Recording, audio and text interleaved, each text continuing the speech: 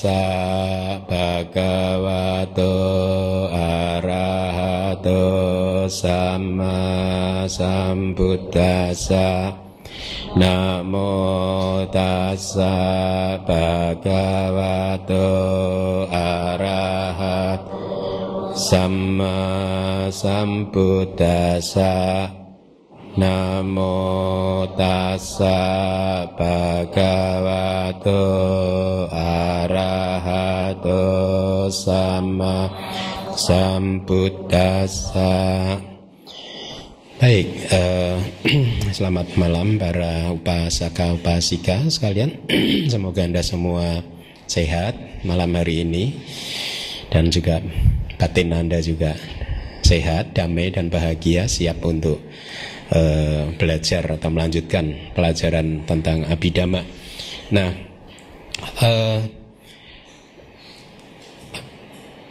minggu yang lalu kita sudah menyelesaikan 12 jenis kesadaran yang tidak baik, ya. Seperti yang di kelas-kelas sebelumnya saya sudah sampaikan, Abhidhamma itu adalah ajaran yang akan memberikan kepada Anda cara untuk memahami fenomena kehidupan ini dengan lebih baik lagi. Yang pertama adalah dengan menganalisa, analisa dan kemudian sintesa. Ya, kali ini kita akan menganalisa dulu fenomena. Apa kalau saya mengatakan fenomena itu, fenomena apa sih? Fenomena kehidupan. Nah, fenomena kehidupan itu apa saja sih? Fenomena kehidupan itu kan hanya fenomena melihat, fenomena mendengar, fenomena mencium dengan hidung Anda, fenomena merasakan rasa makanan atau apapun dengan lidah Anda, fenomena menyentuh objek dengan tubuh kulit Anda, dan juga fenomena yang murni muncul di hati Anda, fenomena batin, ya.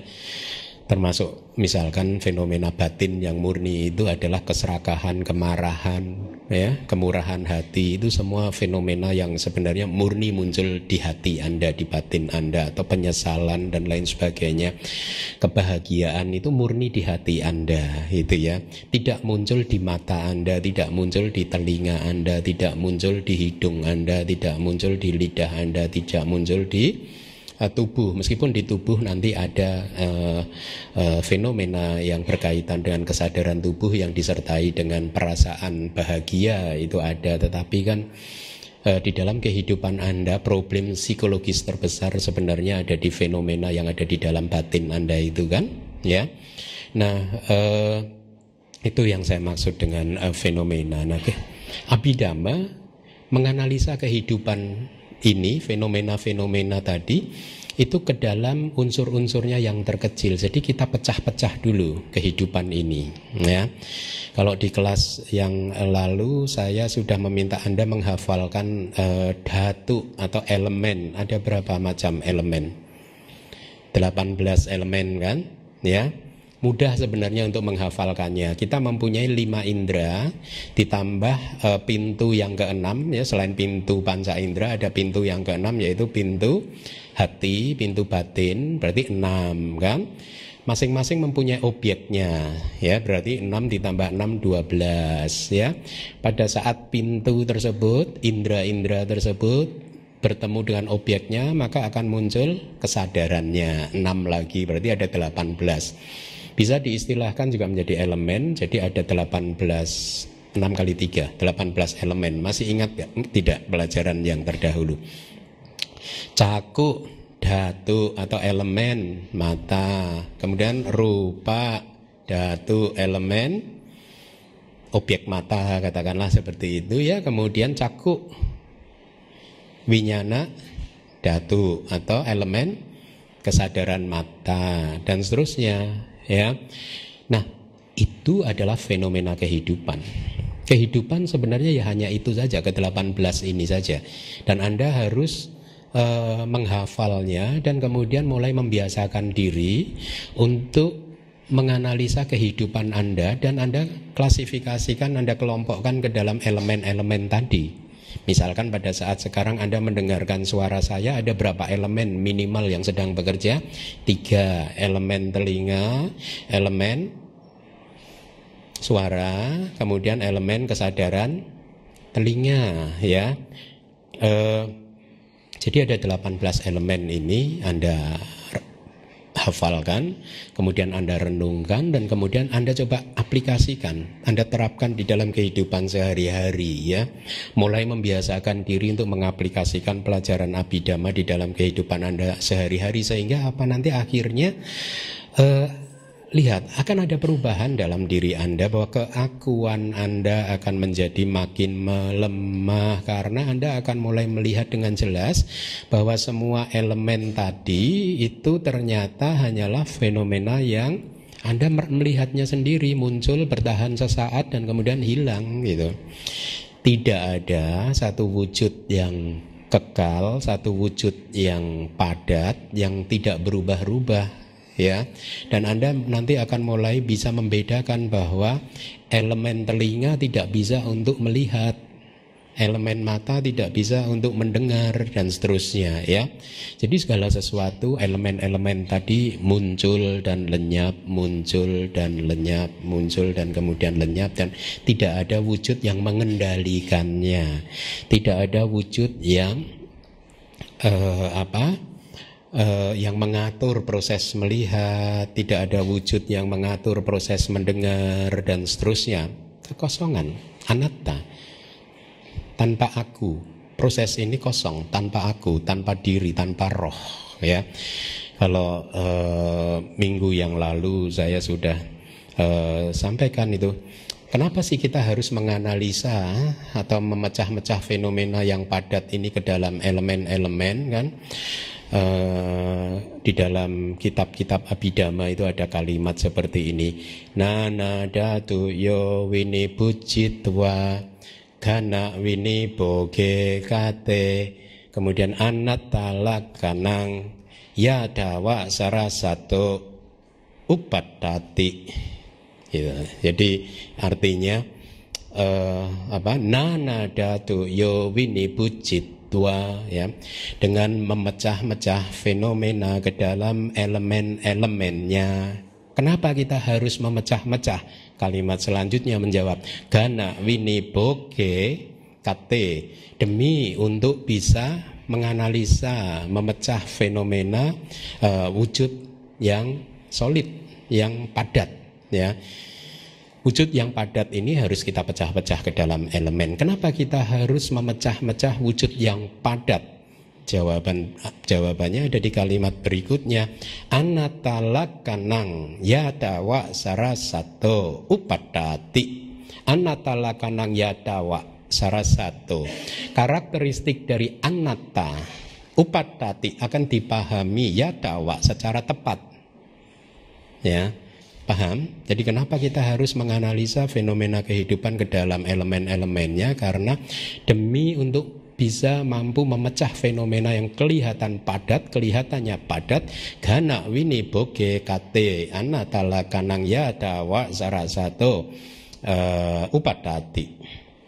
Ya, fenomena yang padat kita pecah-pecah ke dalam elemen-elemennya, dan kemudian supaya persepsi kita atau karakteristik tentang anatta lakanang yadhawa sarasato upattati, karakteristik anatta lakana bisa dipahami secara benar, secara tepat, ya. Dan di sini Abhidhamma akan memberikan bantuan kepada Anda. Sutta Pitaka dia mempunyai ciri yang berbeda, ya. Tidak memberikan data yang lengkap tentang bagaimana mengurai fenomena-fenomena yang padat, ya. Minggu lalu saya akan mengingatkan sedikit lagi supaya untuk refreshing your memory. Sekarang Anda mulai merubah persepsi Anda terhadap Anda, ya. Bahwa ternyata tidak ada aku yang menjadi identitas Anda, yang melakukan ini, yang melakukan itu. Tidak ada aku yang melihat, tidak ada aku yang mendengar. Hari ini kita akan belajar tentang sesungguhnya siapa sih yang melihat, sesungguhnya siapa sih yang mendengar. Ya, hari ini akan kita pelajari. Nah, minggu lalu saya sudah memberikan pertanyaan kepada Anda. Siapa yang melanggar sila yang pertama, coba? Masih ingat nggak? Kalau ada pelanggaran sila yang pertama, panatipata, membunuh makhluk hidup, siapa sesungguhnya yang melanggar tersebut, yang membunuh makhluk hidup? Dosa mula cita, bagus. Bukan Anda kan? Siapa yang membunuh nyamuk? Yang nyemprot baikon siapa? Dosa mula cita, bukan Anda. Iya, selamat. Ya. Anda mulai melihat seperti itu cara-cara menerapkan pengetahuan Abhidhamma. Siapa yang melanggar sila yang kedua? Yang mencuri, mengambil sesuatu yang bukan miliknya. Loba mula cita, bisa juga dosa mula cita ya. Siapa yang berbohong? Loba mula cita dan juga atau bisa juga dosa mula cita kan? Kemarahan, kebencian kan bisa kan? Takut, Anda takut dimarahin bos, ya udah berbohong aja. Berarti pada saat itu yang berbohong bukan Anda, tetapi dosa mula cita dan seterusnya. Nah, pengetahuan Abhidhamma harus diterapkan dengan cara yang seperti itu. Karena ya kalau di Visuddhimagga itu ada kalimat seperti ini, karakona kiriyawa wijati. Karakona ya, kiriyawa wijati, kiriyawa wijati ya. Yang eksis itu hanya perbuatan. Kiriyawa hanya perbuatan, wijati lah yang eksis. Itu. But karako, nak karako, tidak ada seseorang yang berbuat. Paham? Hanya ada perbuatan, tetapi tidak ada orang yang berbuat. Dulu sebelum Anda belajar Abhidhamma tidak paham kan hal seperti ini. Sekarang Anda kira-kira udah paham ya. Tidak ada perbuatan. Ada perbuatan. Kiriyawa. Hanya ada perbuatan. Yang hanya perbuatanlah yang eksis. Kiriyawa wijati. Ya. Hanya perbuatanlah yang eksis. Tetapi nak karako, tidak ada orang yang berbuat. Paham nggak? Jadi yang eksis hanya kesadaran-kesadaran ini saja yang melakukan karma, ya. Tetapi tidak ada si aku yang melakukannya, ya. Atau tidak ada jalan, tetapi tidak ada orang yang berjalan di atas jalannya. Itu kan bahasa-bahasa filsafat Abhidhamma. Di dalam Visuddhimagga ada seperti itu. Tidak ada yang melanggar sila. Yang ada siapa? Loba mula cita, dosa mula cita, ya. Tidak ada aku yang melanggar sila, ya. Nah, kalau Anda terus-menerus memperdalam pengetahuan Abhidhamma Anda dan kemudian menerapkannya di dalam kehidupan Anda sehari-hari, maka transformasi batin akan tercipta, ya. Nah, kelas kali ini akan membahas tentang ahituka citam atau kesadaran yang tanpa akar, ya. Sorry.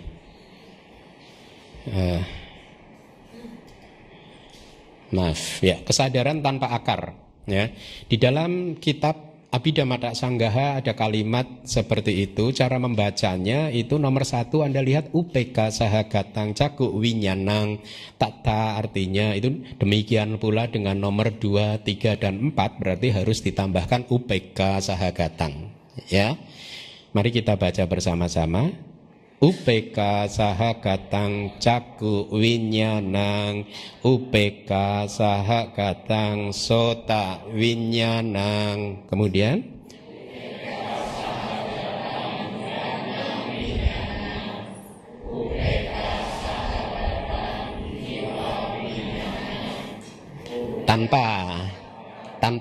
tanpa upeka kan sudah ada duka.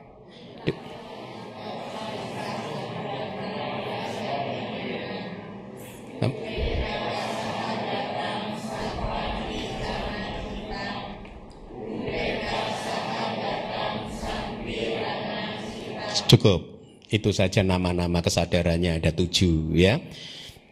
Jadi bahasa Indonesianya mari kita baca bersama-sama. Nomor 1, kesadaran mata dengan ketenangan. Demikian pula kesadaran telinga disertai dengan ketenangan, kesadaran hidung disertai dengan Kesadaran lidah disertai dengan ketenangan, kesadaran tubuh disertai dengan ketidaknikmatan, kesadaran menerima disertai dengan ketenangan, kesadaran menginvestigasi disertai ketenangan. Nah, ini nama 7 kesadaran yang disebut kesadaran tanpa akar, ya. Nah, kalimat penutupnya lihat, inilah 7 kesadaran resultan tidak baik, ya. Di kelas awal kita sudah belajar, saya sudah sampaikan tentang jenis dari kesadaran, jenis dari cita itu ada berapa? 4, yaitu jenis yang pertama apa? Kusala, kesadaran yang baik. Jenis kesadaran yang kedua akusala, kesadaran yang tidak baik. Jenis yang ketiga wipaka, kesadaran resultan. Yang keempat kiriya, kesadaran fungsional. Nah, sekarang kita sedang mempelajari jenis yang ketiga, kesadaran wipaka, resultan. Apa yang Anda pahami dengan kata resultan? Secara singkat, kesadaran resultan adalah kesadaran buah hasil, buah dari karma Anda.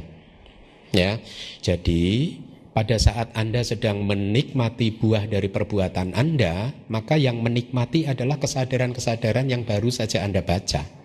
Ya, karena di sini adalah kesadaran resultan tidak baik atau akusala wipaka citani, kesadaran-kesadaran resultan yang tidak baik, maka ketujuhnya ini adalah kesadaran yang menikmati buah karma buruk Anda.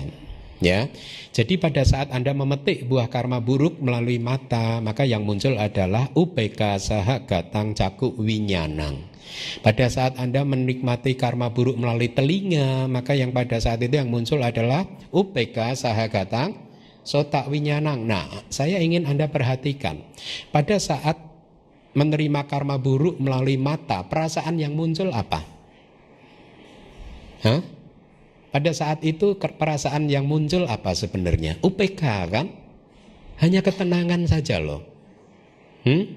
Pada saat misalkan memetik buah karma buruk melalui telinga, itu artinya apa? Ada seseorang sedang berkata-kata yang menurut persepsi kita. Nah, ini yang ingin saya tekankan.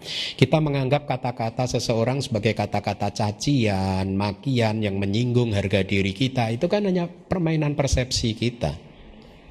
Ya, persepsi yang sudah terdistorsi sejak lama, sejak banyak sekali kehidupan, ya. Tetapi sesungguhnya proses kognitif yang terjadi adalah pada saat suara tersebut menyentuh telinga kita, yang muncul hanyalah upeka saha gatang sota winyanang. Kesadaran telinga disertai perasaan upeka saja. Tidak ada sakit hati. Tapi kenapa Bante kemudian muncul sakit hati? Muncul sakit hati karena suara tadi begitu menyentuh telinga kita rekam, kemudian kita masukkan ke hati, kemudian kita olah di hati berdasarkan persepsi masa lalu, berdasarkan budaya yang kita sudah dididik oleh orang tua kakek nenek kita, berdasarkan mungkin apa-apa yang sudah kita pelajari di sekolah atau dari guru-guru kita, berdasarkan mungkin pengalaman-pengalaman kita masa lalu dan lain sebagainya, akhirnya membuat hati ini jadi kotor lagi, terdistorsi.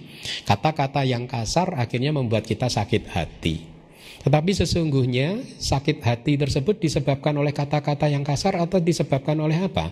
Disebabkan oleh reaksi kita sendiri. Kita bereaksi secara tidak bijaksana. Yoniso manasikara. Ya, persepsi kita terdistorsi dan akhirnya membuat kita bereaksi secara negatif, ya, mempunyai perhatian yang tidak bijaksana, sehingga akhirnya kita membalas cacian, makian tadi dengan kemarahan, kebencian, membuat kita sakit hati sendiri. Jadi sekali lagi, sakit hati, kemarahan, kebencian itu bukanlah masalah interpersonal.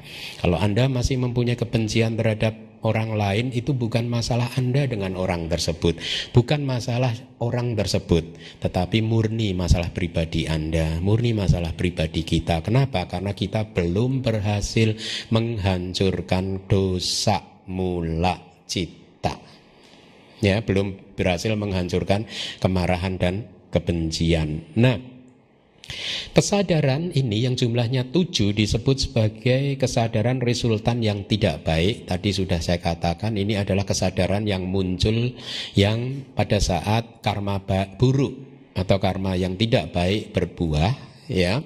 Nah, di dalam Abhidhamma kita mengklasifikasikan objek panca indera kita ke dalam 3 jenis. Ada objek yang disebut objek baik, ada objek yang sangat baik, ada objek yang tidak baik. Nah, suara cacian, caci maki tadi dianggap sebagai objek tidak baik. Ya, melihat mungkin seseorang yang sedang bertengkar itu dianggap juga sebagai objek mata yang tidak baik. Jadi artinya apa? Kalau mata Anda melihat sesuatu yang tidak baik, maka pada saat itu Anda sedang memetik buah perbuatan buruk Anda di masa lalu melalui mata. Pada saat Anda mendengar suara yang tidak baik, maka pada saat itu Anda sedang memetik buah karma buruk Anda melalui telinga.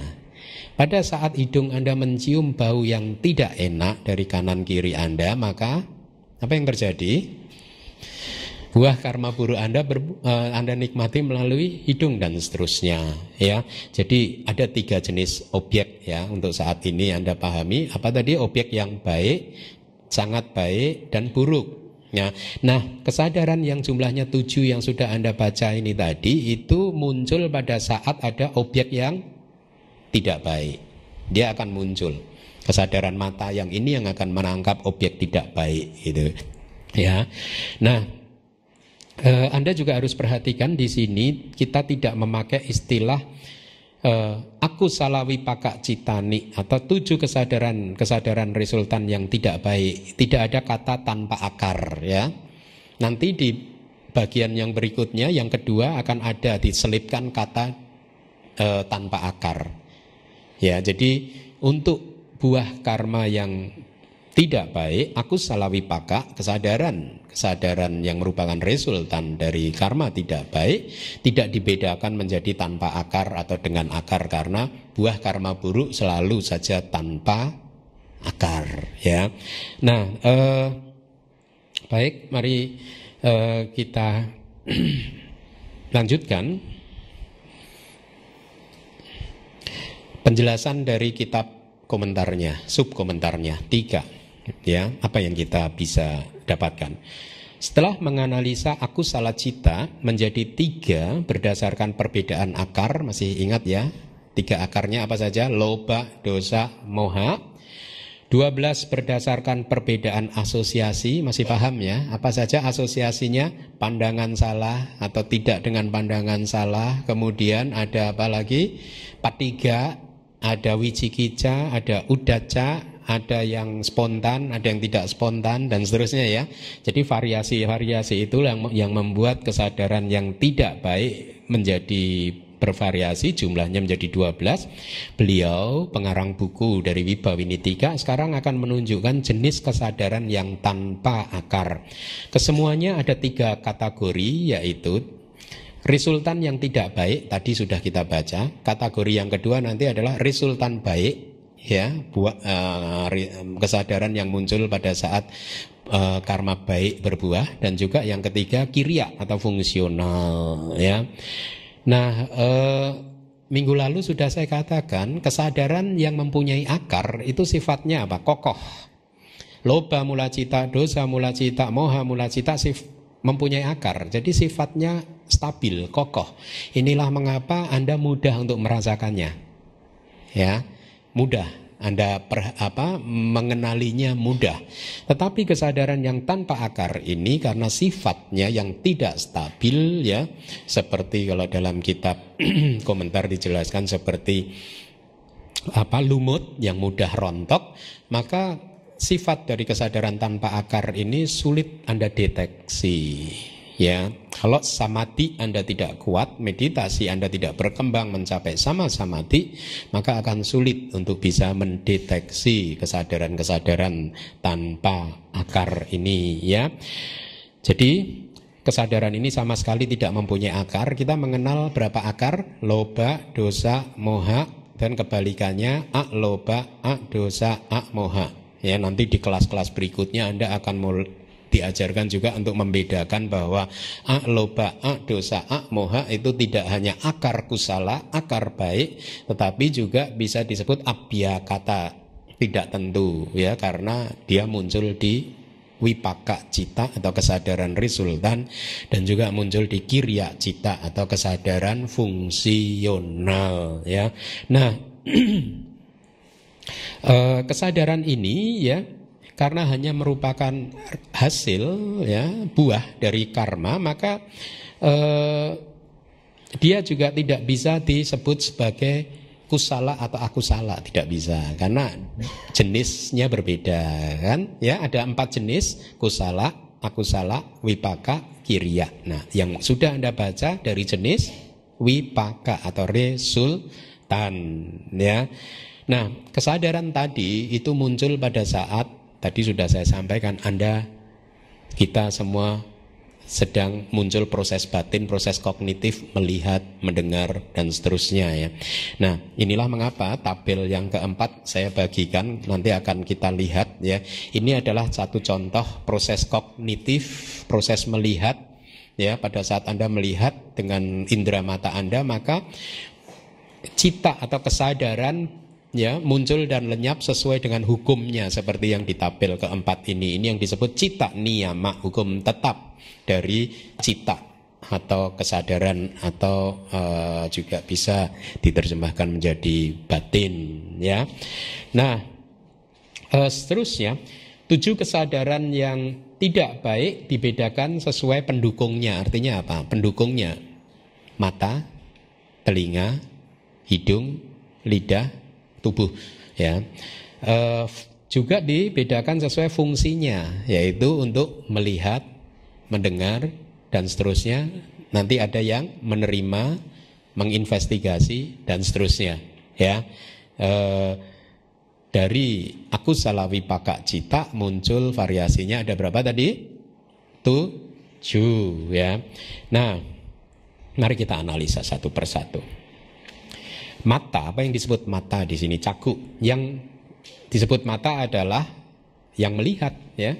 Setelah diarahkan oleh kesadaran, tentu saja yang melihat sebenarnya adalah kesadaran, tetapi kesadaran mata, caku winyana, tidak bisa muncul kalau mata, indera mata kita tidak ada juga ya.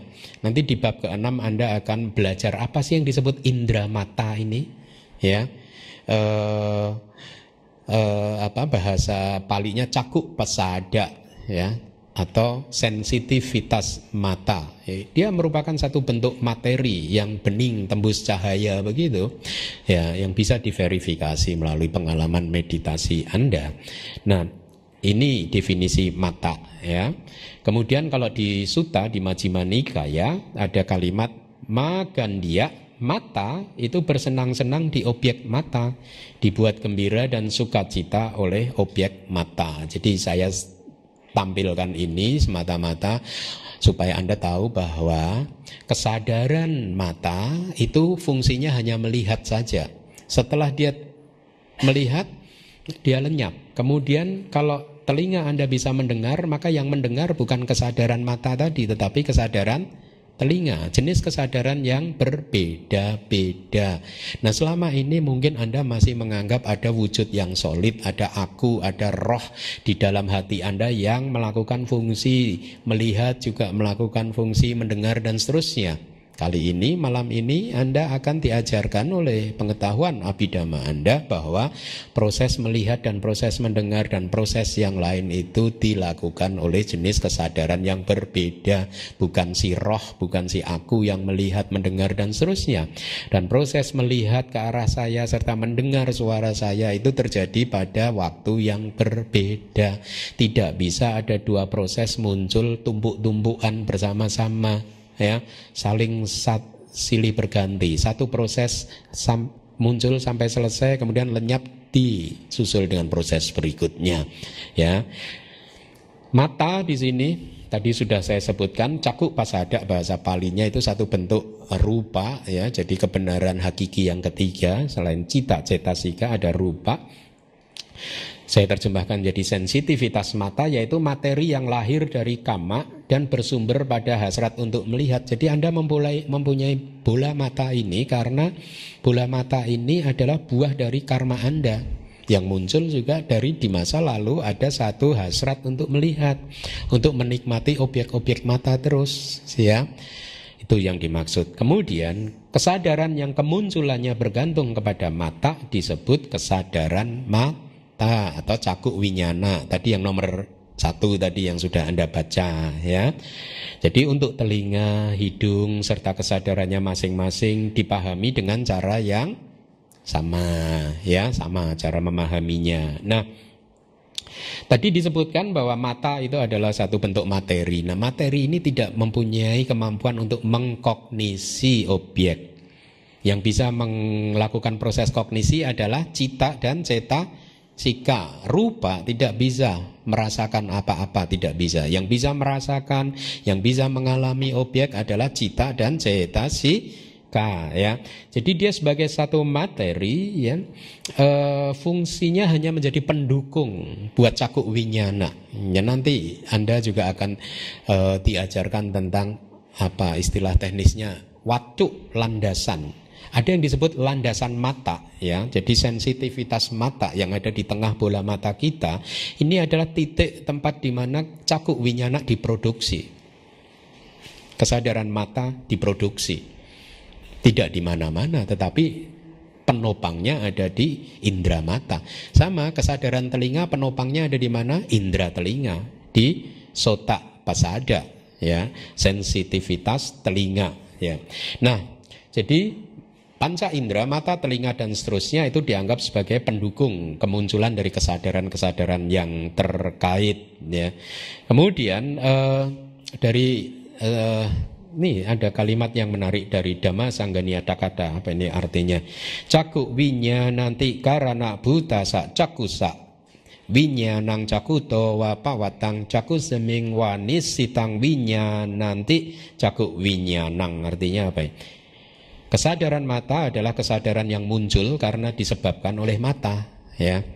Jadi cakuk winyananti karana bhutasa cakusa cakuk winyanang. Kesadaran mata adalah kesadaran yang muncul bergantung kepada mata, ya. Kenapa sih saya harus menjelaskan sedetil ini? Supaya Anda makin memahami elemen-elemen yang di awal tadi sudah saya sampaikan, ya.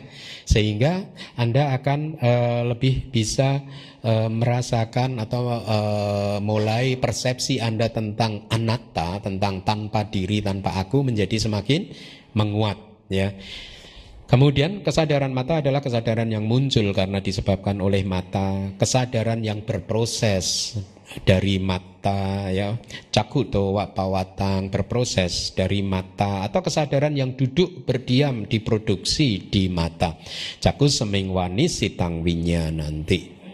Jadi kesadaran mata itu duduk berdiam di indera mata, diproduksi di indera mata. Anda masih ingat perumpamaan korek api? Ya, masih ingat, ya. Jadi kalau tidak ada gesekan maka apinya tidak ada. Kalau indera mata tidak ada gesekan dengan objeknya maka tidak ada cakuk winyana. Ya, baik, bagus. Kemudian fungsi dari rupa apa, ya? Ya itu tadi, dia akan mengambil objek mata, tapi sesungguhnya yang mengambil adalah kesadarannya, ya. Jadi di dalam Dhamma Sanggani juga disebutkan, ya, apa?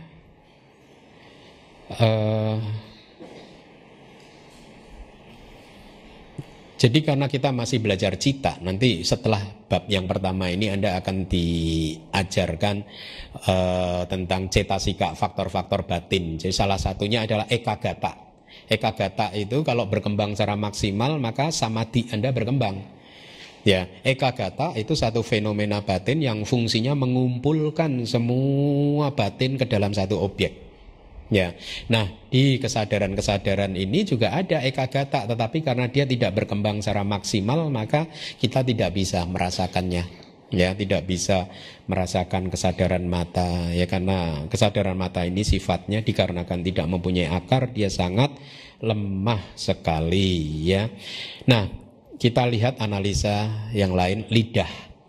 Bahasa Palinya jivwa, ya. Kenapa disebut jiwa? Karena menjadi sebab kehidupan. Karena ini artinya katanya, dua kata ini hampir mirip. Jiwa sama kehidupan, jiwita. Ya. Karena menjadi sebab kehidupan, maka rasa yang Anda nikmati dengan lidah Anda disebut sebagai jiwita. Dan lidah adalah dhamma yang memberi sinyal dan condong kepada rasa. Ini cara guru-guru arahat di masa lalu untuk mendefinisikan fenomena-fenomena yang kita pecah-pecah ke dalam 18 elemen. Kenapa harus didefinisikan secara detail seperti ini? Supaya kita tidak keliru memahaminya, ya, sehingga kita bisa merealisasi dhamma dengan benar.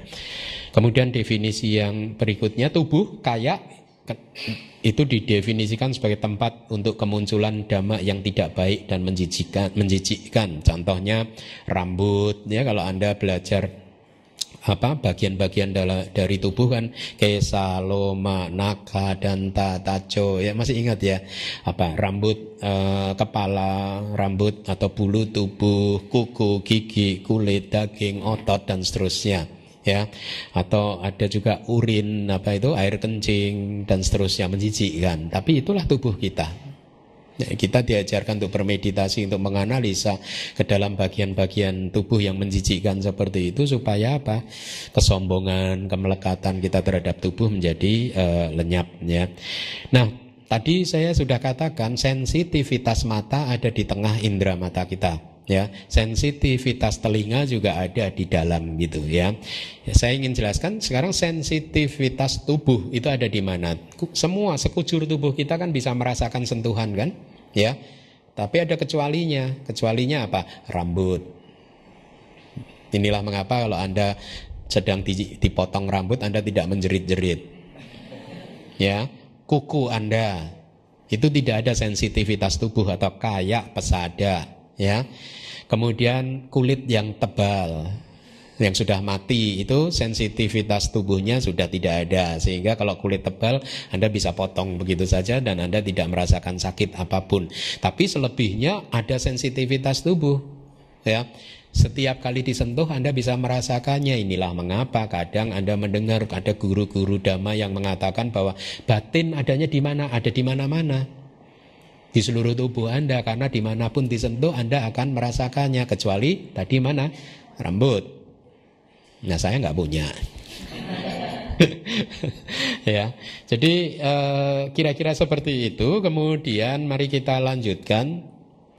Sifat alamiah dari sensitivitas tubuh kayindriya adalah kaya pasada adalah untuk mengambil benda yang berwujud potaba. Benda yang berwujud itu objek kulit Anda itu loh, objek sentuhan. Tetapi sesungguhnya yang merasakan sesungguhnya bukan tubuh Anda, tetapi kaya winyana, citanya, kesadarannya, ya. Para mata damanya adalah kaya pesada, sensitivitas tubuh. Ya, nanti di bab ke-6 kalau hal ini. Nah, kita lihat lagi definisi dari tadi. Anda memperhatikan tidak pada saat membaca kesadaran tubuh, maka perasaan yang muncul apa? Duka kan, rasa sakit kan? Ya. Jadi pada saat misalkan kita berbenturan dengan ini terlalu keras akan muncul rasa sakit. Dan dikatakan menurut Abhidhamma rasa sakit ini muncul karena apa? Kita sedang memetik buah karma buruk. Ya.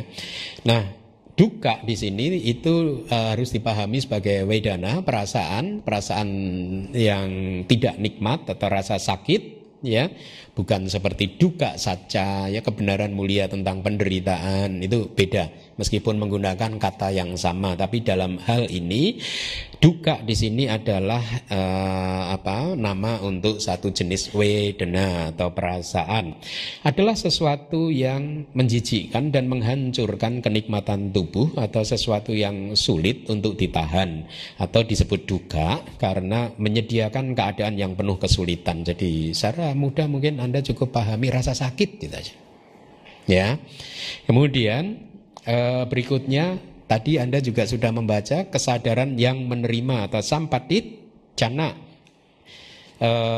Di dalam kitab tafsir ada kalimat karena kemunculannya adalah untuk menerima objek panca indera yang diambil oleh 5 kesadaran indrawi panca winyana gahitang. Jadi Anda lihat di proses kognitif ini, Anda lihat Kesadaran yang menerima itu ada di nomor 6 itu. Ya, lihat. Sudah ya nomor 6. Dia muncul sesudah kesadaran mata, ya. Jadi objek yang diambil oleh mata Anda, oleh kesadaran mata Anda, begitu kesadaran mata Anda lenyap, ya, objeknya masih berlangsung karena objek mata adalah bentuk materi, ya. Sementara masa hidup lifespan dari materi itu 17 kali kesadaran. Ya, jadi kesadaran mata lenyap tapi objek ini masih berlangsung sehingga ada kesadaran lain yang muncul untuk mengambil objek mata Anda yang disebut kesadaran menerima.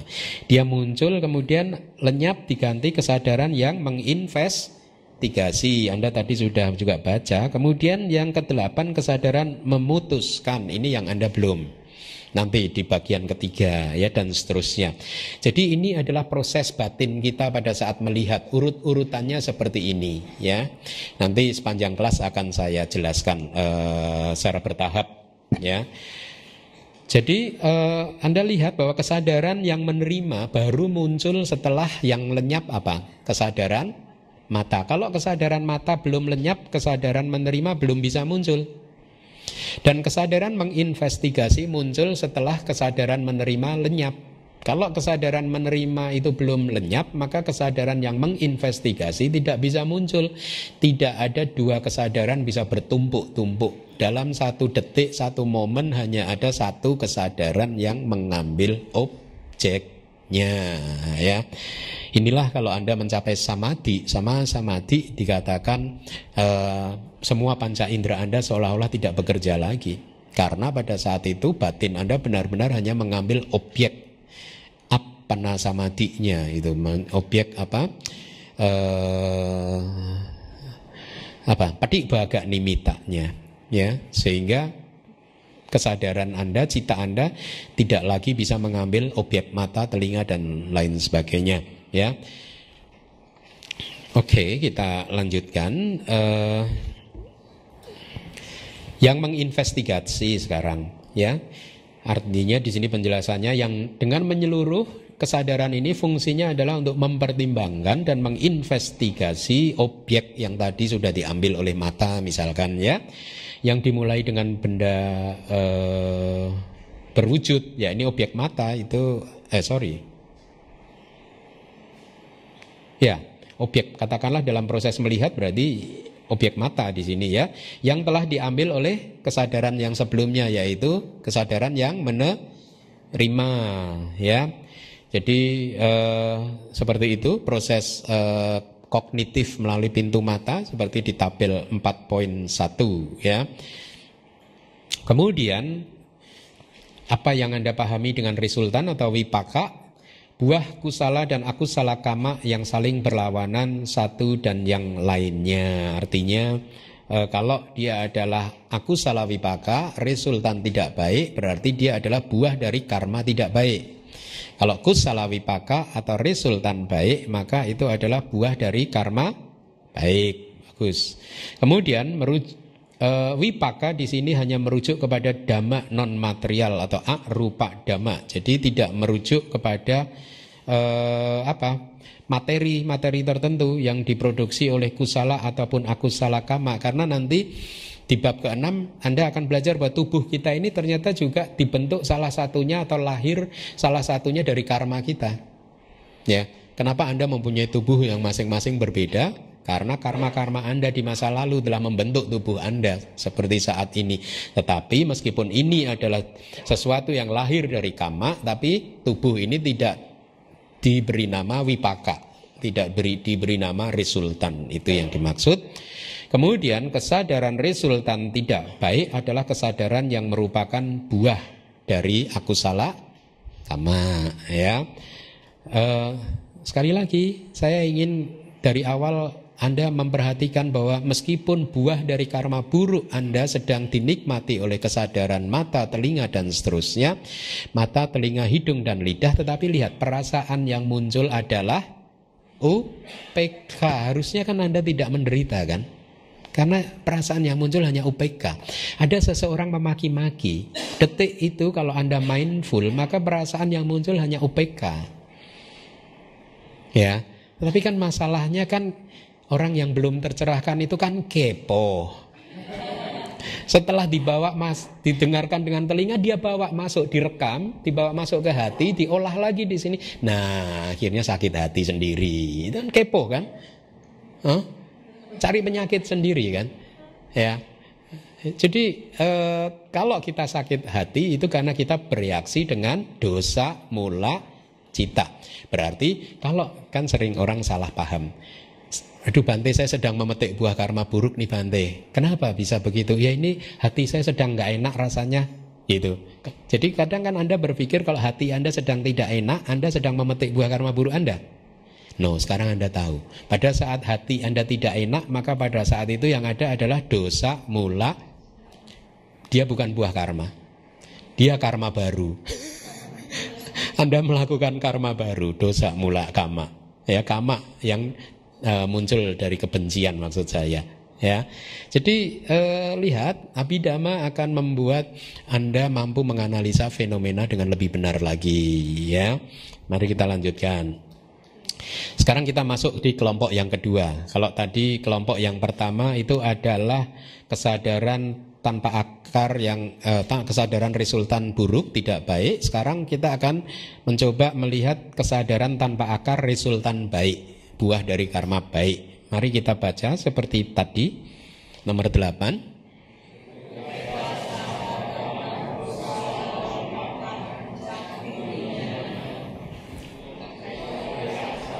Kat sota winyanang UPK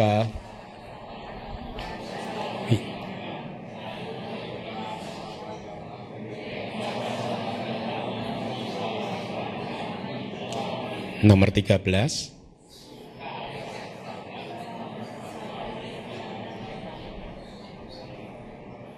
Nomor 14.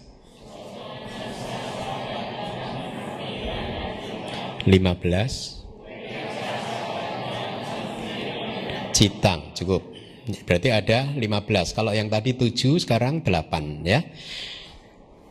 Bahasa Indonesianya 8.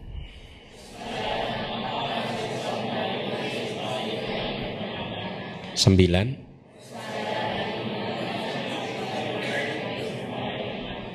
10.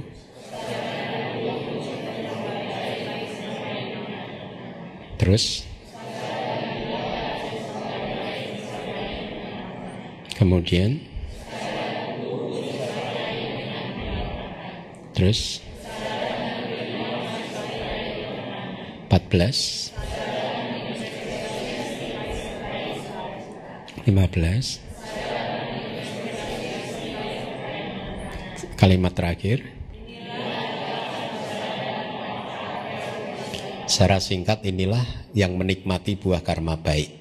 Ya, Anda perhatikan yang berwarna kuning ya, nomor 12 disertai dengan kenikmatan atau somanasa ya, suka ya, dengan rasa nyaman. Contohnya kalau Anda melihat, misalkan Anda menyukai kain sutra ya, kalau tidur gitu spraynya itu bed covernya sutra, dan kalau itu Anda objek yang Anda sukai, lihat tubuh Anda merasa nyaman kan, kulit Anda merasa nyaman ya, ya. Atau Anda disentuh oleh pacar Anda, suami Anda, istri Anda, yang muncul apa perasaannya? Karma baik berbuah atau karma buruk yang berbuah? Ya, perhatikan yang berwarna kuning disertai dengan suka, wedana, ya, kenikmatan. Kemudian kesadaran menginvestigasi, kali ini ada yang jenis yang berbeda dengan kelompok yang sebelumnya, yaitu disertai oleh somanasa atau sukacita, dan juga ada tanpa akar di sini. Kalau tadi tidak ada kata ahitukanya ya. Nah, kalau kelompok 7 yang tadi itu muncul pada saat objeknya adalah apa tadi? Tidak baik, maka yang ini muncul pada saat objeknya baik ya. Nah, berkaitan dengan nomor 13, 14 dan 15, kesadaran menginvestigasi itu ada yang disertai sukacita, tapi ada juga yang disertai oleh ketenangan kan? Ada 2 jenis kan? Kenapa berbeda? Yang disertai dengan sukacita itu muncul pada saat objeknya sangat-sangat baik. Sangat-sangat menyenangkan objeknya. Yang disertai dengan ketenangan kalau objeknya biasa-biasa aja. Ya, tidak buruk tapi menyenangkan tapi datar, biasa-biasa saja, majata saja, tengah-tengah saja. Ya, nah,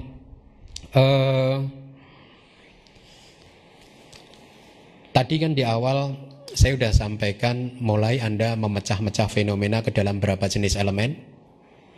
18. Ya, pelan-pelan Anda mulai hafalkan kelas yang sebelumnya. Apa saja sih 18 elemen? Sekarang Anda sudah paham. Kesadaran mata itu satu elemen, kesadaran telinga satu elemen, ya.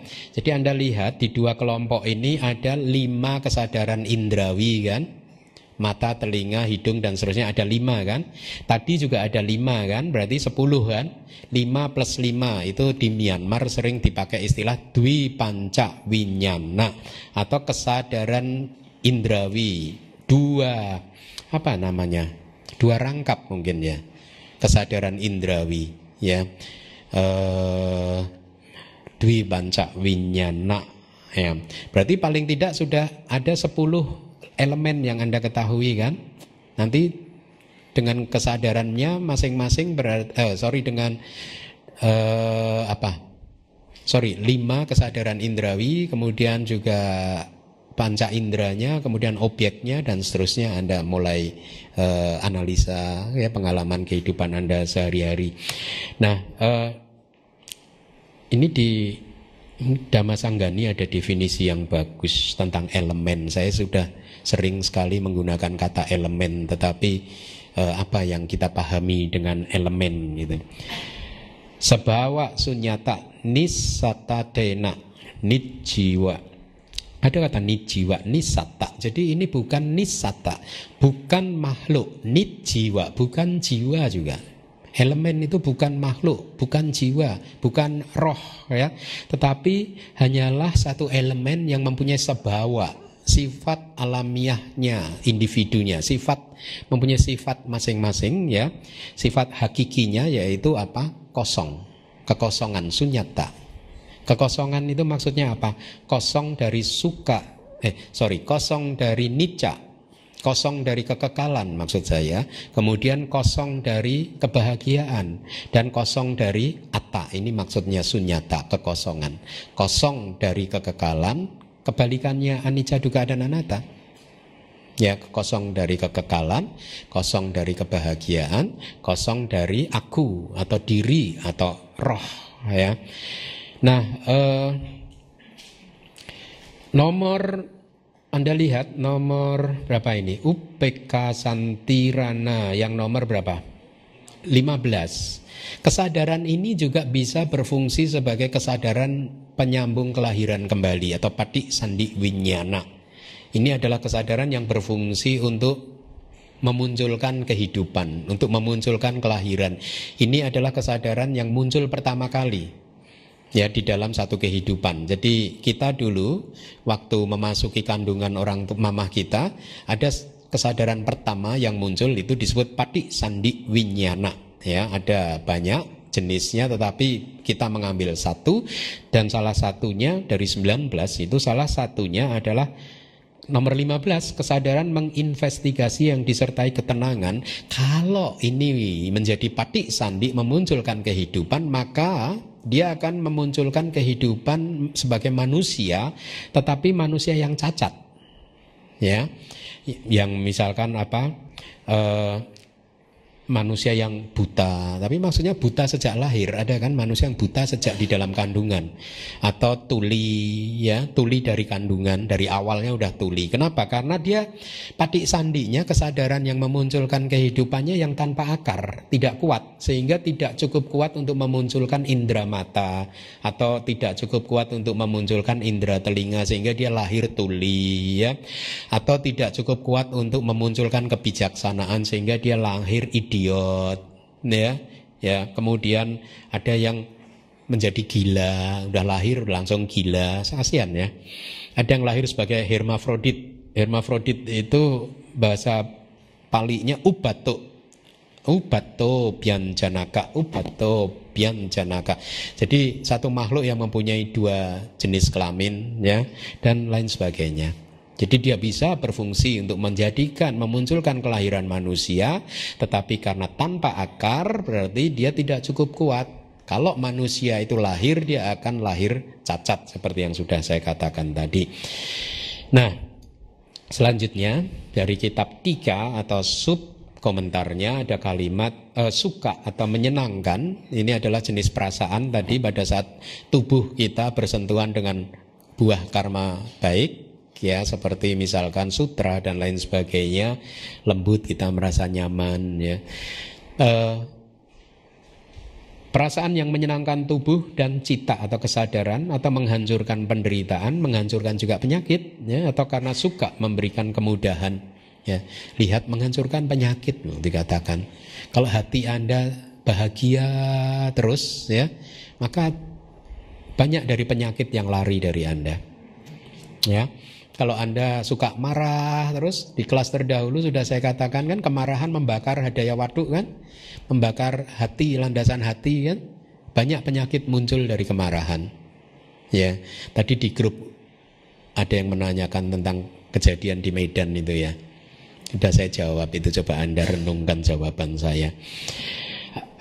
Kalau Anda tadi perhatikan, ada dua jenis santi rana cita, atau ada dua jenis kesadaran yang menginvestigasi. Satu berkaitan atau berasosiasi dengan somanasa, perasaan yang menyenangkan. Satunya lagi dengan upeka, perasaan yang tenang, ya. Kenapa ada dua? Hal ini dikarenakan perasaan atau wedana yang muncul berbeda kaitannya dengan objek. Tadi sudah saya jelaskan, kalau objeknya itu sangat menyenangkan, maka yang muncul adalah objeknya sangat bagus, seperti seorang Buddhis melihat Buddha, maka yang muncul ada perasaan somanasa. Tapi kalau objeknya biasa-biasa saja, tidak objek yang buruk, maka yang muncul adalah kesadaran menginvestigasi yang muncul beserta dengan UPK, ya. Kalau UPK yang muncul, maka pada saat itu dikatakan objeknya adalah biasa aja, cukup menyenangkan, atau ida majata ramana, ida majata, ya, fairly desirable bahasa Inggrisnya, ya. Nah, di kelas pertama Anda masih ingat nggak? Saya menyampaikan kalimat di dalam sutta yang sering di-quote oleh guru-guru Dharma. Cakunca paticca rupeca caku winyanang upajati. Cakunca paticca rupeca, ya. Bergantung kepada caku, mata, dan juga rupa, objek mata, maka caku winyanang upajati, maka kesadaran mata muncul, ya. Di dalam Abhidhamma, fenomena seperti ini, kalau di kelas yang lalu saya sampaikan, kesadaran melihat itu muncul karena bergantung pada mata, objeknya, juga ada sinar, ada perhatian, dan lain sebagainya. Nah, nanti kalau Anda belajar kitab kedua di dalam Abhidhamma Vibhanga, Anda akan diajak untuk menganalisa fenomena ini tadi. Kenapa caku winyanang muncul? Kenapa kesadaran mata ini muncul? Ya, kan segala sesuatu muncul karena ada sebab yang mendahuluinya, ada kondisi yang mendahuluinya untuk membuat kesadaran mata ini muncul. Ya, nah di dalam Vibhanga itu nanti ada dijelaskan, misalkan kesadaran ini muncul karena paling tidak ada 4 hal. Indra mata Anda tadi, ya, di sana akan dijelaskan kenapa indra mata Anda ini akan berfungsi sebagai kalau di dalam Patana itu nisaya paccaya, atau kondisi bergantung. Indra mata Anda akan dipakai oleh kesadaran mata untuk bergantung. Karena tanpa indra mata, kesadaran mata tidak bisa muncul, ya. Anda yang sudah belajar Padana, ya, saya jelaskan, bola mata ini berfungsi sebagai nisaya paccaya. Nisaya paccayo, nisaya paccaya, kondisi bergantung. Artinya dipakai oleh kesadaran mata untuk bergantung, untuk muncul. Kemudian kesadaran melihat muncul selain mata, apalagi objek. Nah, objek ini berfungsi kalau di dalam Padana sebagai aramana paccaya, sebagai kondisi objek, ya. Ini buat Anda yang sudah belajar Padana. Kemudian ada lagi mungkin nanti di dalam proses melihat ini tidak hanya melihat saja yang muncul, ada kontak, ada perasaan wedana, ada persepsi, ya, ada juga ekagata tadi, ya, kemanunggalan batin yang muncul. Ya, mereka semua ini di dalam Patthana disebut sahajata paccaya. Jadi kondisi yang muncul bersama-sama dengan kesadaran mata. Kemudian tadi di dalam ini tadi Anda melihat kesadaran mata muncul, dia harus menunggu kesadaran sebelumnya lenyap. Apa dulu? Apa yang harus lenyap dulu? Kesadaran mata kan nomor 5, dia muncul setelah nomor 4 lenyap. Kesadaran nomor 4 apa? Yang mengarahkan ke 5 pintu indera. Maka kesadaran yang mengarahkan ke 5 pintu indera atau panca dwara wajana ini berfungsi sebagai kondisi apa? Wigata, kelenyapan. Jadi dia harus lenyap dulu baru ada proses kesadaran mata muncul. Ya. Jadi ini hubungan sebab akibat, ya. Sesuatu yang mengkondisikan harus ada dulu baru kesadaran mata muncul, ya. Kemudian berikutnya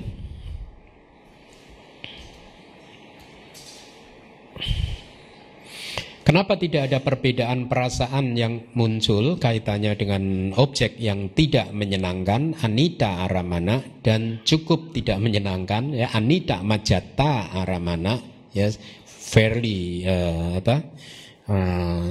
yang biasa, ya, tidak menyenangkan biasa saja, bukannya sangat tidak menyenangkan. Kenapa? Kalau tadi kan sudah saya jelaskan, kesadaran yang menginvestigasi ada 2. Yang muncul dengan perasaan yang menyenangkan juga muncul dengan perasaan UPK, kan? Kenapa? Karena ada 2 jenis objek. Objek yang menyenangkan dan objek yang biasa, ya, sangat menyenangkan dan yang biasa menyenangkan. Nah, kemudian ada pertanyaan di dalam kitab komentar, kenapa tidak ada 2 santirana, 2 kesadaran yang menginvestigasi di kelompok tadi akusala vipaka cita, di kelompok kesadaran resultan tidak baik. Kelompok pertama tadi yang 7 tadi kan kesadaran yang menginvestigasi hanya 1 dengan UPK saja. Kenapa tidak ada 2 seperti kelompok yang kedua? Nah, ini jawabannya. Hal ini disebabkan karena perasaan yang tidak menyenangkan, domanasa, Anda sudah belajar di dosa mula cita, domanasa selalu muncul bersama dengan patiga, ya, antipati. Antipati itu bahasa lainnya dosa, ya, kebencian. Jadi itu perilaku batin yang ingin menghancurkan objeknya, ya, sifatnya sangat kuat, gitu. Jadi dia adalah akar, ya. Patiga, ya. Patiga adalah dosa. Nah, dosa itu bukan wipaka. Kita kan sedang berbicara tentang wipaka cita, kesadaran resultan. Dosa itu wipaka cita bukan? Bukan. Dosa termasuk dalam jenis apa? Akusala cita, ya. Inilah mengapa akhirnya karena domanasa tidak bisa muncul, ya. Karena domanasa pada saat dia muncul harus di patiga juga muncul. Inilah mengapa objek tidak dibedakan menjadi objek yang tidak menyenangkan dan sangat tidak menyenangkan, ya. Berikutnya diberi perumpamaan ini dari kitab tafsir. Seperti halnya seorang yang lemah dipukul oleh seorang yang kuat dan tidak mampu untuk memukul balik, sehingga ia pun hanya tenang saja menerimanya. Demikianlah dengan resultan yang tidak baik tadi, dikarenakan sifatnya yang lemah, yaitu tanpa akar, maka domanasa tidak bisa muncul, ya. Anda kalau dimarahi orang yang sangat kuat kan tidak, ya udahlah, pasrah aja, terima aja, ya, tidak membalas dengan kebencian, kemarahan kan, ya.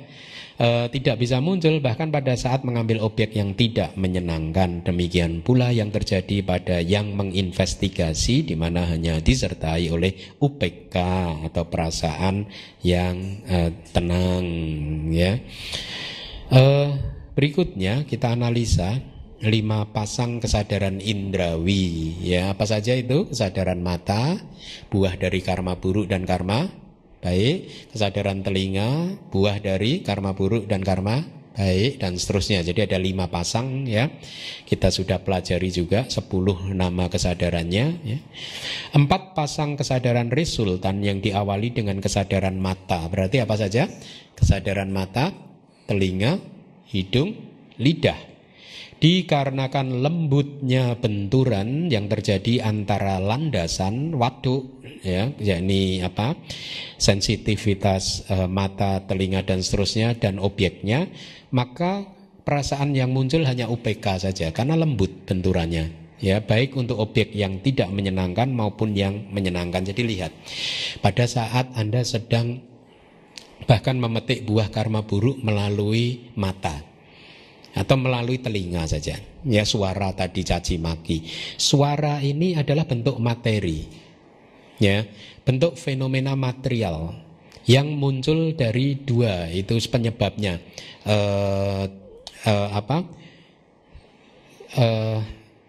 materi ya, di sado utujo, sado utuk, ya, berarti materi ini muncul dari suara ini muncul dari cita ya, batin, dan juga bisa muncul dari temperatur.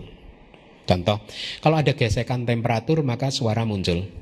Perbedaan temperatur panas, dingin dan seterusnya, maka muncul suara, petir dan lain-lain sebagainya. Itu muncul terdengar suara itu karena ada gesekan temperatur, perbedaan temperatur. Ya, atau suara mulut saya sekarang bisa mengeluarkan suara yang Anda dengar, ini karena diproduksi oleh cita saya, oleh kesadaran saya.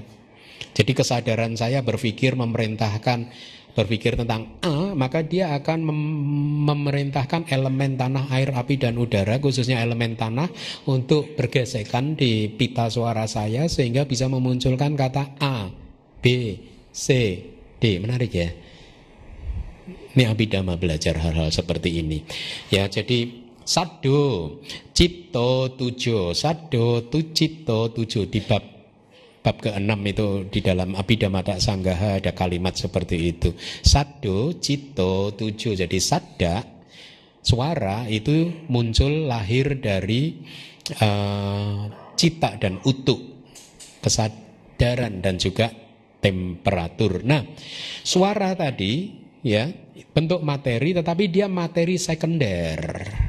Ya, materi yang utama itu adalah hanya 4, yaitu elemen tanah, air, api dan angin. Padawi, dhatu, apo, dhatu, tejo, dhatu dan wayo, dhatu, elemen tanah, air, api dan angin. Ya, ini elemen yang utama ya.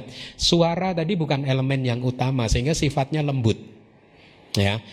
Indra telinga juga bukan elemen yang utama ya. Dia sota pasada, dia sifatnya juga lembut. Sehingga pada saat lembut berbenturan dengan lembut, maka perasaan yang muncul UPK. Ya. Objek mata saya saat ini ya, rupa itu jadi benturan antara landasan dan objek saya akan jelaskan dengan perumpamaan ini ya. Keempat landasan dan objeknya masing-masing adalah materi turunan kedua, upada rupa ya. Dengan demikian benturan yang terjadi di antara 2 materi sangat lemah, seperti sentuhan gumpalan kapas oleh gumpalan kapas. 2 gumpalan kapas berbenturan sehingga tidak memunculkan dampak yang bisa dirasakan. Picu pindakena, picu pindakasa pusanang wiya, seperti sentuhan antara 2 gumpalan kapas. Inilah mengapa perasaan yang menyertai hanyalah ketenangan ya. Nah, tetapi ada berbeda lagi. Tadi Anda sudah baca, pada saat kesadaran tubuh yang muncul perasaannya ada 2 tadi, duka dan suka, rasa sakit dan rasa menyenangkan. Kenapa tidak UPK? Nah, mari kita lihat. Objek dari kesadaran tubuh itu adalah ini, benda berwujud. Dia materi utama. Semuanya ini materi utama, objek sentuhan ini ya. Jadi tadi Patawi, Apo, Tejo, Wayo. Tetapi objek berwujud ini hanya 3 materi utama selain elemen air, ya. Nah, karena dia adalah materi utama, Maha Bhuta, ya, elemen besar, berbenturan dengan sensitivitas tubuh, benturan yang terjadi sangat kuat. Seperti palu yang menghantam gumpalan kapas yang diletakkan di bantalan besi, menembus kapas dan mengenai bantalannya. Inilah mengapa kesadaran tubuh disertai oleh rasa sakit pada saat objeknya tidak menyenangkan dan disertai oleh kenikmatan pada saat objeknya menyenangkan, ya. Jadi bagus, banyak informasi yang sudah Anda dapatkan. Mari kita analisa lagi 2 jenis kesadaran yang menerima tadi, ya, baik itu dari buah karma buruk maupun buah karma baik, muncul berkesinambungan setelah kesadaran indrawi. Jadi Anda lihat kesadaran menerima muncul berkesinambungan setelah nomor 5, kesadaran mata. Atau juga kesadaran telinga, Anda bisa ganti sendiri yang nomor 5, atau ganti dengan kesadaran hidung dan lain sebagainya, yang mempunyai penunjang yang berbeda dengannya. Karena tidak mendapatkan ini, maka kesadarannya hanya muncul dengan disertai oleh ketenangan. Jadi ini teknis sekali, ya, tapi saya sampaikan di awal supaya Anda nanti bisa ulang-ulang di rumah pada saat sudah diupload oleh DBS, ya. Kenapa misalkan kesadaran menerima itu hanya disertai oleh perasaan yang UPK saja, ya? Karena kesadaran menerima itu muncul setelah kesadaran mata. Kesadaran mata itu landasannya ada di indera mata, ya. Sementara kesadaran menerima itu landasannya tidak di indera mata, tetapi ada di mana? Daya waduk, ya. Ya. Jadi berbeda landasan, berbeda pendukung tempat kemunculannya. Karena dikatakan menurut Abhidhamma, karena dia berbeda pendukung, maka perasaan yang muncul tidak ada penguatan apapun dari yang sebelumnya yang sudah lenyap. Dia muncul hal yang baru, maka perasaan yang muncul hanya UPK saja. Sama, Anda kalau berkenalan dengan orang baru aja berkenalan, maka perasaan yang muncul UPK kan. Setelah berkenalan maka timbul rasa benci. Pada awal berkenalan Anda yang muncul hanya perasaan UPK saja, ya. Nah, kira-kira seperti itu penjelasannya. Untuk kesadaran yang menginvestigasi, keadaannya berbeda dengan yang di atas. Itulah mengapa kesadaran ini disertai dengan sukha cita. Karena apa? Kesadaran menginvestigasi itu landasannya, waduknya juga hadaya waduk, landasan hati. Kemudian kesadaran menerima ini juga muncul di landasan hati, hadaya waduk. Jadi kesadaran menerima muncul di hadaya waduk, lenyap muncul kesadaran menginvestigasi juga pendukungnya juga hadaya waduk, landasan hati, sama kesadarannya, mengalami penguatan. Inilah mengapa kadang bisa muncul dengan somanasa atau perasaan yang menyenangkan, ya. Kemudian kita analisa lagi awajana cita, 2 kesadaran yang mengarahkan ke pintu indera, ya. Muncul berkesinambungan dengan penunjang yang sama. Tadi kan dikatakan kalau penunjangnya sama, itu perasaan yang muncul somanasa karena mengalami penguatan, kan. Tapi kalau penunjangnya berbeda, yang muncul perasaannya hanyalah UPK. Kenapa? Sekarang ada pertanyaan lagi nih. Nah, 2 kesadaran yang mengarahkan, yakni yang mengarahkan ke pintu indera ini yang nomor berapa? 4. Yang mengarahkan ke 5 pintu indera, ya, panca dwara wajana. Itu muncul dari landasannya adalah juga landasan hati, hadaya waduk, ya. Kemudian sebelumnya itu juga bawangga. Bawangga juga muncul di landasan hati, landasan yang sama saja, ya, mengalami penguatan sebenarnya. Tetapi kenapa perasaan yang muncul hanya UPK? Dijelaskan di sini jawabannya adalah kesadaran yang mengarahkan ke 5 pintu indera muncul hanya sekali dengan objek yang belum diambil oleh kesadaran apapun sebelumnya. Nah, ini teknis, ya, nanti di bab keempat sebenarnya. Tetapi karena di kitab tafsir ada, maka saya cantumkan. Dan Jadi kesadaran yang mengarahkan ke pintu indera muncul hanya sekali, kiriya cita, dengan objek yang belum diambil oleh kesadaran apapun sebelumnya. Dan yang lainnya yaitu kesadaran yang mengarahkan ke pintu batin, nanti di kelompok yang ketiga Anda akan belajar itu, mengarahkan arus kesadaran ke jenis yang berbeda, yaitu jenis jawana, ya, mengantisipasi tugas yang berbeda. Oleh karena itulah mereka tidak bisa menikmati rasa dari objeknya dan hanya disertai oleh perasaan netral. Majjata wedana sampayuta, berasosiasi dengan majjata wedana, perasaan yang tengah-tengah, yang netral saja, ya.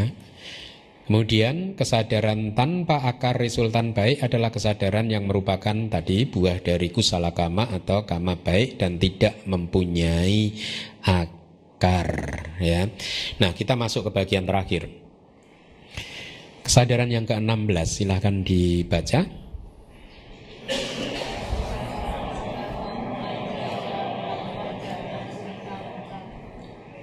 17.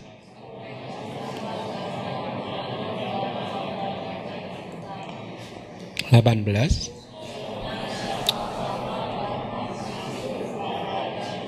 Iya, bahasa Indonesianya.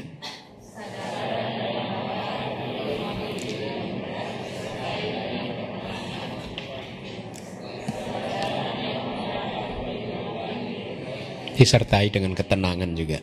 UPK 18.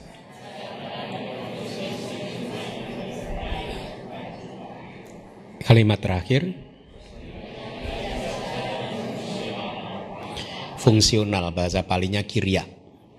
Jadi semua jenis kesadaran tanpa akar sudah selesai kita baca. 7 tambah 8 tambah 3 berapa anak-anak? 18. Berarti ada berapa jenis kesadaran tanpa akar? 18, ya. Terbagi dalam berapa kelompok?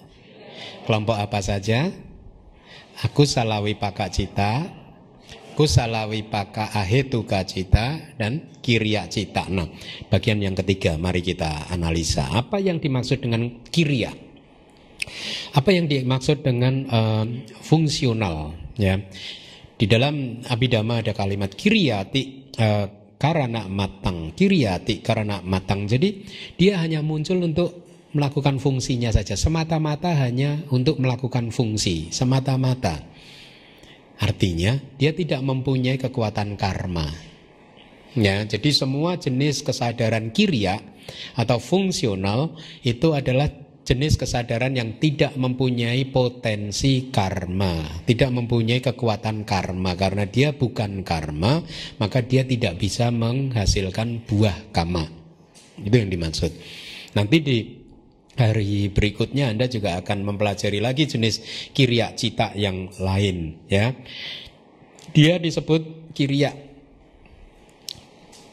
Saya ulangin lagi, ada berapa jenis cita kalau kita kelompokkan sesuai dengan jenisnya? 4, yaitu kusala, akusala, wipaka, kiriya. Nomor 3 dan nomor 4, wipaka dan kiriya, itu disebut, mempunyai istilah teknis secara kolektif disebut sebagai abhyakata, artinya tidak tentu. Tidak bisa ditentukan apakah itu baik kusala ataukah itu tidak baik akusala, ya. Karena dia hanya merupakan buah saja atau dia hanya merupakan kiriya saja. Kiriyati karana matang, hanya melakukan, muncul hanya untuk melakukan fungsinya, kemudian lenyap tanpa meninggalkan potensi kamma, ya. Mari kita analisa satu persatu dari kitab subkomentarnya. Kesadaran yang mengarahkan kelima pintu indera atau bahasa palinya ada yang hafal?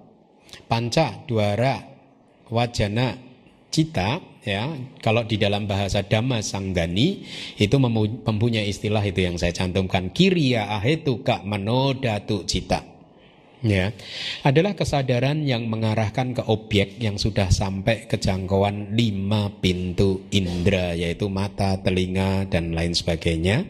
Atau kesadaran ini setelah mencegah kelangsungan arus bawangga yang mengalir ke dan menjadi awal munculnya proses kognitif. Jadi Anda lihat itu, jadi yang mengarahkan kelima pintu indera adalah kesadaran yang mengarahkan batin kita ke objek yang sudah sampai ke jangkauan 5 pintu indera. Misalkan Anda bisa melihat ke arah saya karena saya sudah masuk dalam jangkauan indera mata Anda, ya.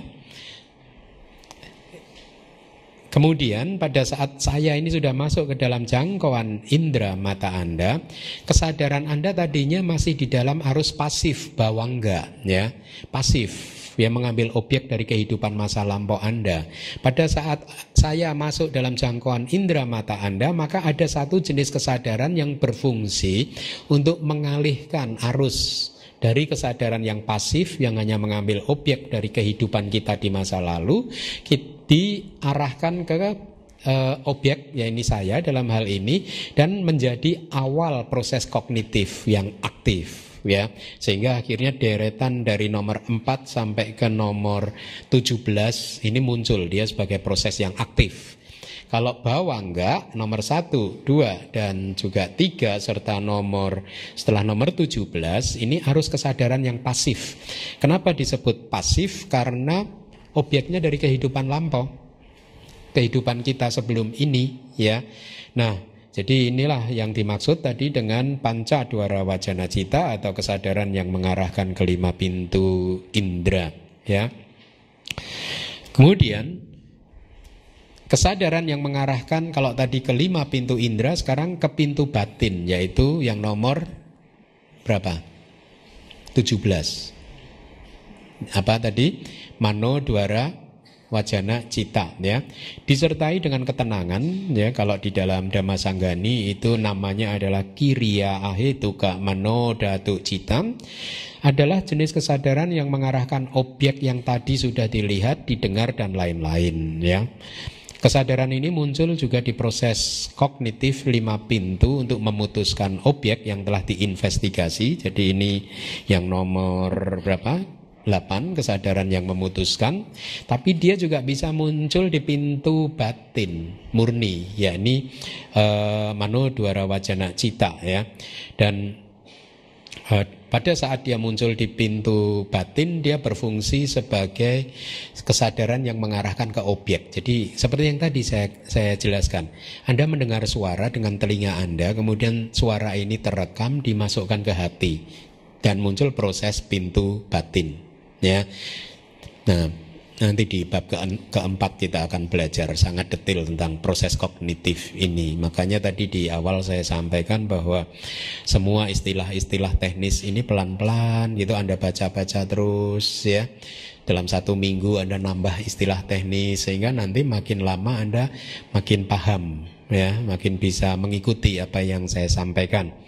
Nah, kesadaran yang memproduksi senyuman tadi yang nomor berapa tadi? Yang terakhir, ya, muncul di batin mereka yang telah menghancurkan noda dan disebabkan semata-mata oleh keadaan riang gembira, ya, pahat, tak. Jadi ini muncul di batin arahat dan Buddha. Jadi Buddha dan arahat kalau tersenyum dia menggunakan salah satunya cita yang nomor 18 tadi.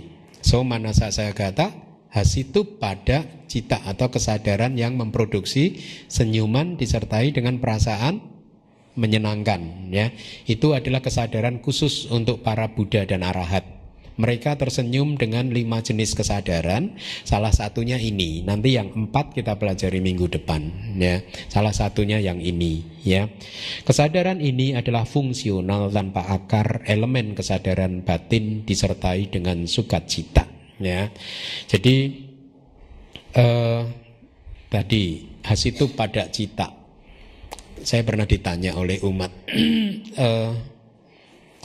apa yang menyebabkan biasanya Buddha dan para arahat tersenyum? Kalau orang yang belum tercerahkan kan tersenyum itu bisa berkaitan pada saat Anda hanya bercanda, ingin menggoda orang, ya, atau ingin ada kejadian.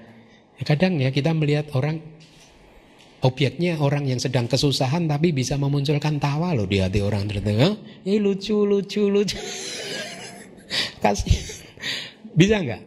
Objeknya objek tidak baik tapi memunculkan tawa juga, memunculkan senyum. Nah, pertanyaannya sekarang adalah apa saja sih yang membuat Buddha dan Arahat tersenyum, ya, dengan misalkan salah satunya dengan kesadaran seperti ini dikatakan di dalam mungkin Dhammasanggani mungkin. Jadi Arahat dan Buddha tersenyum bisa dikarenakan muncul sesuatu yang muncul melalui 6 pintu, ya, ini istilah teknis. Pintu mata, ya. Kenapa disebut sebagai pintu? Karena indera mata. Jadi indera mata ini mempunyai banyak sekali istilah, ya. Bisa menjadi elemen, bisa menjadi landasan, bisa menjadi pintu. Tapi masing-masing itu definisi dan fungsinya berbeda-beda. Kenapa disebut pintu mata bukan landasan mata? Disebut pintu mata karena indera mata kita ini adalah tempat titik di mana kesadaran mata bertemu dengan sesuatu di luar mata.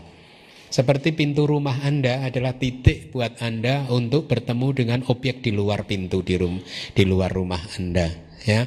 Nah, Buddha dan Arahat bisa tersenyum karena ada sesuatu yang muncul di 6 pintu, yaitu pintu apa? Mata, telinga, hidung, lidah, tubuh, dan juga manodwara, pintu batin. Nah, apa saja, bagaimana Buddha tersenyum pada saat melihat objek yang muncul, kesadaran matanya bertemu di pintu mata dengan objek mata. Nah, jadi somanasa citanya atau kesadaran yang disertai dengan perasaan menyenangkan, misalkan tersenyum pada saat mereka melihat wihara atau cetia atau hutan yang nyaman untuk berlatih, nyaman untuk bermeditasi, ya, maka senyum bisa terkembang, bisa muncul. Atau melalui pintu telinga, bagaimana mereka tertawa pada saat ada seseorang bercerita bahwa di sana di pasar ada orang yang sedang belanja ini saling tawar menawar, dibelenggu oleh keserakahannya. Maka kadang Arahat mendengar cerita seperti itu bisa tersenyum. Bukan untuk mengejek. Tersenyumnya dia membayangkan bahwa dia sudah tidak mempunyai kualitas hati yang seperti itu, yang tidak punya keserakahan seperti itu. Jadi ada satu kedamaian dan kebahagiaan bahwa dia sudah melakukan tugas apa yang harus dia lakukan, sudah dia lakukan. Katang karaniang dan what should be done. Ya, menghancurkan kekotoran batin sudah dia lakukan, jadi dia tersenyum. Atau bagaimana Arahat tersenyum berkaitan dengan pintu hidung, ya. Maka dijelaskan bahwa somanasa citanya atau kesadaran yang muncul dengan perasaan menyenangkan itu muncul pada saat beliau mempersembahkan wewangian, ya, kepada di dalam cetia. Ada cetia. Cetia itu tempat menyimpan apa? Kalau di kitab tempat menyimpan apa? Relik, ya. Jadi beliau masuk ke cetia, kemudian mempersembahkan bunga, ya. Kemudian mencium harumnya bunga, dan bunga ini ditujukan untuk relik para Buddha atau Arahat di masa lalu. Maka beliau bisa tersenyum karena objek hidung. Atau rasa, lidah, bagaimana beliau tersenyum? Beliau tersenyum karena setelah beliau berpindah patah, pulang ke hutan atau ke kutiknya, dan setelah membagi makanan hasil pindah patah dan seterusnya, kemudian dia memakan makanannya, dia memunculkan senyum dengan berpikir, saya sudah melakukan sesuatu yang baik dengan membagi hasil pindah patah ini kepada yang lain. Ya, jadi tersenyum karena memikirkan perbuatan baik yang baru saja dia lakukan. Atau tersenyum juga bisa muncul melalui pintu tubuh, ya. Jadi misalkan ada saat Arahat telah selesai melakukan pekerjaan fisik, mungkin menyapu atau membersihkan apa dengan tangan dan lain sebagainya, mengingat semua pekerjaan fisik tadi, ya, yang bersentuhan dengan sensitivitas tubuh dia, maka senyum bisa terkembang. Atau juga bisa muncul melalui pintu batin. Ya, disebutkan di dalam kitab Dhammasanggani itu ada Tathagata tersenyum pada saat mengingat kehidupan lampaunya, ya, yang merupakan fungsi atau fungsi dari pengetahuan tentang kehidupan lampau dan kemahatauan. Bahasa Palinya pubeni wasa nyana sabanyu tak nyana nang kicang. Jadi fungsi dari Pupik niwasanya anak pengetahuan untuk mengingat masa lampau dan sabanyutanya nang kebijaksanaan kemahatauan beliau. Beliau mengingat kehidupan lampaunya. Mengingat-ingat itu muncul di pintu batin.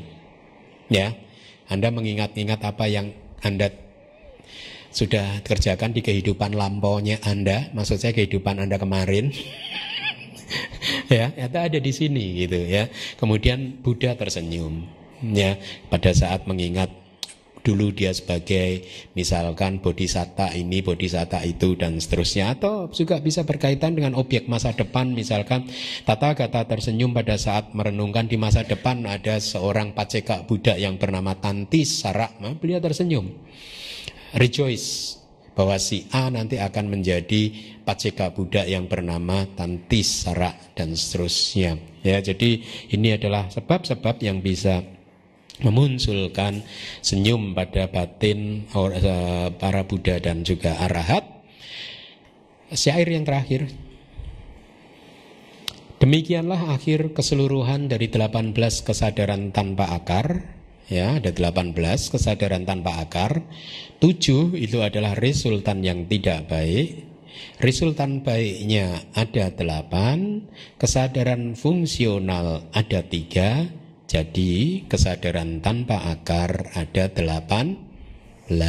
Nah, kita sudah belajar 18 kesadaran tanpa akar. Dan juga yang lalu kita sudah belajar 12 kesadaran yang aku salah, tidak baik. Ya, 12 ditambah 18 berapa anak-anak? 30 kesadaran itu disebut aksobana citta, atau kesadaran yang tidak indah.